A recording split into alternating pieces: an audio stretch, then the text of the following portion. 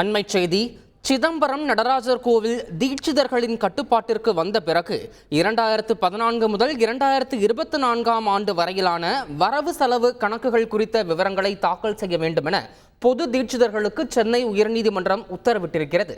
இதனை அண்மை செய்தியாக பார்த்து வருகிறோம். மேலும் இது தொடர்பான கூடுதல் விவரங்களோடு இணைகிறார் எமது செய்தியாளர் சுரேஷ். சுரேஷ், இது தொடர்பாக சென்னை உயர்நீதிமன்றம் தீட்சிதர்கள் கிட்ட வேற எந்த மாதிரியான கேள்விகள் எல்லாம் முன் வச்சிருக்காங்க? முழு விவரங்களை சொல்லுங்க. வணக்கம். சிதம்பரம் நடராஜர் கோவில் 2008 ஆண்டு முதல் 2014 ஆண்டு வரைக்கும் இந்து சமய அறநிலையத்துறை கட்டுப்பாட்டில் இருந்தது. அந்த காலகட்டத்தில் 3 கோடி ரூபாய்க்கு மேல வருவாய் ஈட்டிய நிலையில தீட்சிதர்கள் கட்டுப்பாட்டுக்கு மறுபடியும், அதாவது 2014க்கு பிறகு தீட்சிதர்கள் கட்டுப்பாட்டுக்கு வந்த பிறகு அந்த கோயிலுடைய வருமானம் என்பது ஆண்டுக்கு 2 லட்சம் ரூபாய் என்ற அளவில் மட்டுமே இருக்கிற காரணத்தினால் அந்த கோவிலுடைய வருவாய் கணக்கை தாக்கல் செய்ய உத்தரவிட வேண்டும் என்ற கோரிக்கையுடன் இந்து சமய அறநிலையத்துறை ஆணையர் சென்னை உயர்நீதிமன்றத்தில் வழக்கு தொடர்ந்திருந்தார்.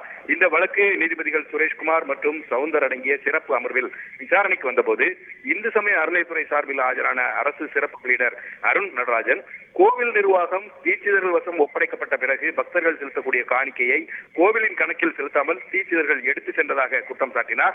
மேலும் தீட்சிதர்களுடைய தவறான நிர்வாகம் காரணமாக கோவிலுடைய வருமானம் பெருமளவு குறைந்து விட்டதால் தீட்சிதர்கள் கட்டுப்பாட்டில் உள்ள காலத்தில் அந்த வருமானம் குறித்த கணக்கை தாக்கல் செய்ய உத்தரவிட வேண்டும் என்ற ஒரு கோரிக்கையையும் முன்வைத்தார்.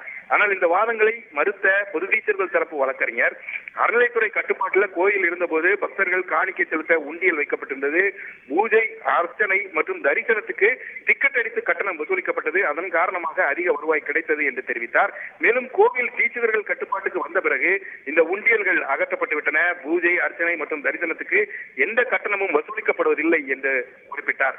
மேலும் பக்தர்கள் செலுத்தக்கூடிய காணிக்கையை தீட்சிதர்கள் எடுத்துச் செல்வதாக கூறக்கூடிய அந்த குற்றச்சாட்டுகள் குறித்து கூடுதல் பதில் மனு தாக்கல் செய்ய அவகாசம் வழங்க வேண்டும் என்றும் அவர் கேட்டுக்கொண்டார்.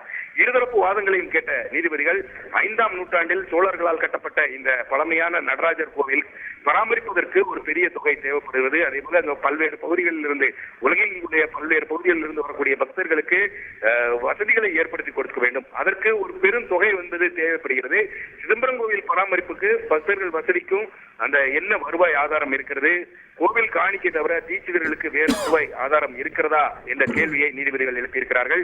சிதம்பரம் நடராஜர் கோவிலில் உண்டியல் எப்போது அகற்றப்பட்டது, பூஜை தரிசனத்திற்கு கட்டணங்கள் வசூலிக்கப்படுவது இல்லையா என்பது குறித்து மனு தாக்கல் செய்ய தீட்சிதர்கள் தரப்புக்கு நீதிபதிகள் உத்தரவிட்டார்கள்.